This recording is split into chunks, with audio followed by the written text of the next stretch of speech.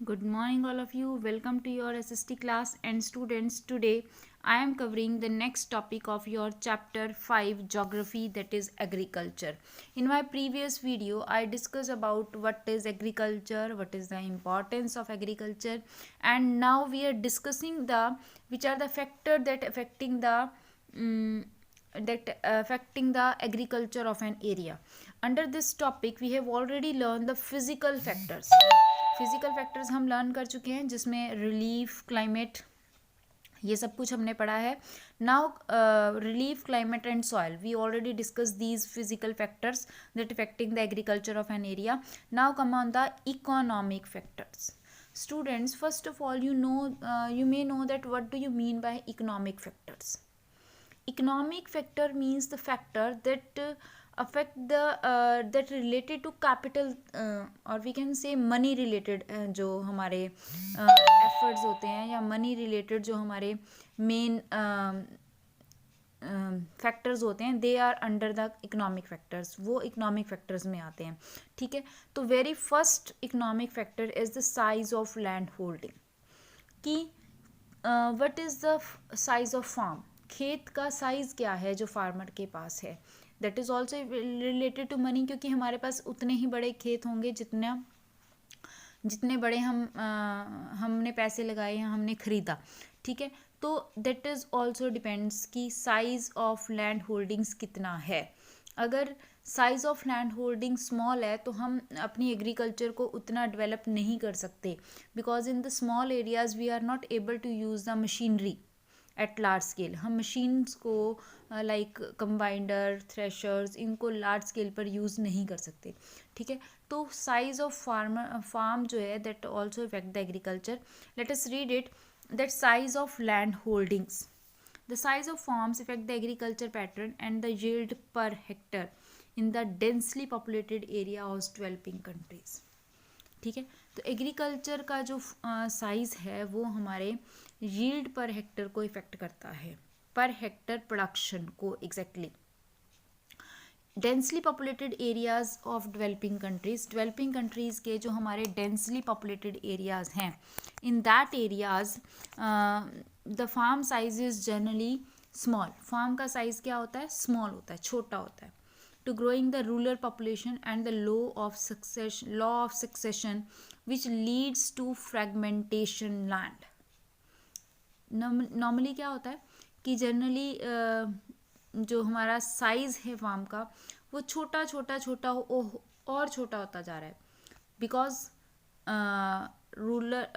Of growing population increase होती जा रही है. अब स्मॉल साइज़ कैसे छोटा होता जा रहा है कि जैसे बड़ा खेत था बट वो डिवाइड हो गया 2 ब्रदर्स के बीच में, तो उनको हाफ हो गया, तो साइज़ छोटा हो गया. फिर वो जो हाफ था वो भी आगे उनके बच्चों के बीच में डिवाइड हो गया, तो भी हाफ हो गया. तो इस तरह से हमारा जो साइज़ है खेत का वो छोटा होता जा रहा है, जिसका कारण क्या है? Law of succession. वही है जो हम विरासत में मिल रही है और ज़मीन को हम बांट रहे हैं. ठीक है, the small fields are mostly not economically. और वही मैंने आपको बताया कि जो छोटे खेत हैं वो हमारे लिए ज़्यादा बेनिफिशियल नहीं रहते. हम उनसे ज़्यादा प्रोडक्शन नहीं ले पाते हैं, वहाँ पर हम ज़्यादा मशीनरी यूज़ नहीं कर सकते. ठीक है, तो इसलिए वहाँ पर हेक्टर प्रोडक्शन जो है वो कम रहती है. ठीक है, चलिए now come on the next factor, that is labour. Labour कैसी है, कितनी लेबर मिल रही है, चीप रेट्स पर मिल रही है या नहीं मिल रही है, ये एक इम्पॉर्टेंट फैक्टर है. The availability of labour has great influence of cropping pattern of a region. The labour requirement varies with different crops. In many parts of India, seasonal unemployment exists in rural areas, whereas during the period of sowing and harvesting, there could be shortage of labor. देखो ध्यान से पढ़ो कि labour जो है ये also influence प्रभावित करती है क्रॉपिंग पैटर्न को. क्रॉपिंग पैटर्न कि हम कौन सी फसल उगा रहे हैं किस रीजन में. And the labour requirement varies in different crops. और लेबर की जो रिक्वायरमेंट है, कितनी लेबर चाहिए, वो वेरी कर रही है, डिफरेंट रह रही है डिफरेंट क्रॉप्स में। जैसे कॉटन के लिए हमें ज़्यादा लेबर चाहिए क्योंकि कॉटन बॉल्स को प्लग करने के लिए हमें ज़्यादा लेबर की ज़रूरत होती है। ऐसे ही राइस कल्टीवेशन के टाइम पर हमें लेबर ज़्यादा ज़रूरत होती है। क्यों? क्योंकि वहाँ पर वो राइस का हमने धान को एक एक उसको हमने प्लांट करना होता है, ठीक है। तो यहाँ पर हमें डिफ़र कर रहा है लेबर की requirement according to crop. In many parts of India seasonal unemployment exist. भारत के बहुत सारे भागों में सीजनल अनएम्प्लॉयमेंट है। सीजनल मतलब पर्टिकुलर टाइम पर एम्प्लॉयमेंट मिल रही है और आफ्टर दैट हमें वो हमारी जो मजदूरी है, जो हम एम्प्लॉयमेंट है, वो ख़त्म हो जाती है। Whereas during the period of sowing and harvesting there could be shortage of labour. जब फसल बोने और काटने का टाइम होता है तब तो लेबर कम हो जाती है, बट जब सिंपल टाइम पीरियड होता है तब लेबर की ज़्यादा ज़रूरत नहीं होती, तो लेबर हमारे पास ज़्यादा हो जाती है। तो वो सीजनल अनएम्प्लॉयमेंट है। The farmers of Punjab greatly depend on migrant labourers for growing wheat and rice crops. Punjab के जो फार्मर्स हैं वो किन पर डिपेंड कर रहे हैं? माइग्रेंट लेबरर्स, जो दूसरे एरिया से, बिहार, यूपी से आ रहे हैं, माइग्रेट हो रहे हैं पंजाब में ग्रोइंग टाइम पीरियड में वीट और राइस के, ठीक है। तो यहाँ पर labour also effect the agriculture. अगर लेबर नहीं मिलेगी तो हम कई बार क्रॉप को कल्टीवेशन में या सोइंग और हार्वेस्टिंग में हमें दिक्कत आती है, प्रॉब्लम्स आती हैं। ओके, चलिए now come on the next is capital. All agriculture inputs like the HYV seeds, means of agri irrigation, fertilizers, pesticides, hiring labor, machines, land lease, fodder, fuel, power and veterinary services require capital. For all these things what we need capital. Capital means money. For all agriculture inputs, agriculture में जो हम काम करते हैं inputs like seeds, HYV seed, high yield variety seeds, means of irrigation, suppose we are arranging tube wells, so what we need capital. If we want to be put fertilizers and pesticides, that what we need capital. If we want to appoint the labor at large scale, then what we need capital. So for all these things what we need capital, money. And if a farmer have lack of money, he is not able to arrange all these facilities for the cultivation. And if in the absence of fertilizer, pesticide, irrigation facilities, the growth of the crop is less. So what does it mean? Ki these things, capital is also important factor for agriculture. If the farmer don't have money to put the HYV seeds in his farms, or is not able to be arrange the machines or fertilizers or pesticides, then his per hectare production is less. Okay, so capital also affect the agriculture. The cultivation of commercial crops using new technology require more capital. Commercialization, commercial crops की cultivation के लिए we need more capital than required in the traditional way of cultivation. Okay, so these are the factors that affecting the cultivation of a crop of agriculture. Okay, चलिए, now do you know is given here, do you know is regarding your HYV seeds. HYV seeds means high yield variety seeds.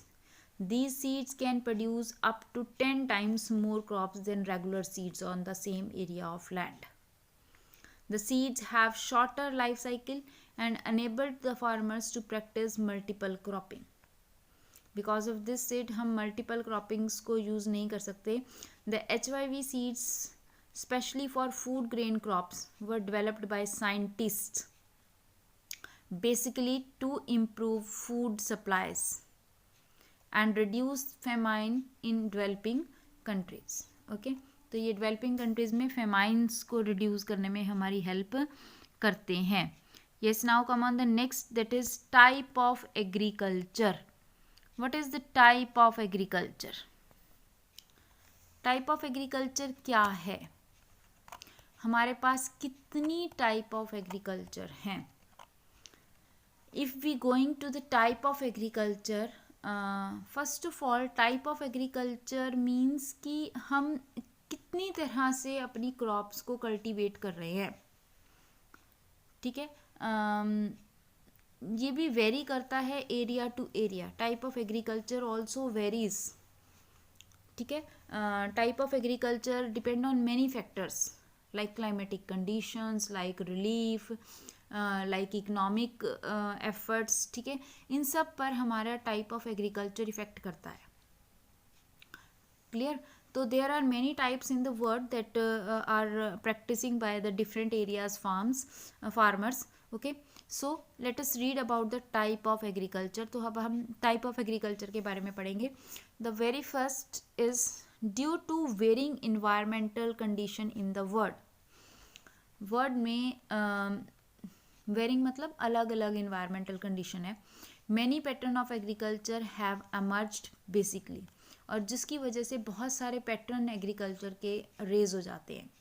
And they depend on, वो किस पर depend कर रहे हैं, terrain पर. जैसे मैंने बताया कि टाइप ऑफ एग्रीकल्चर किस पर डिपेंड कर रहा है, terrain. Terrain means relief, climatic conditions, climate कैसा है, एंड इकोनॉमिक बैकग्राउंड.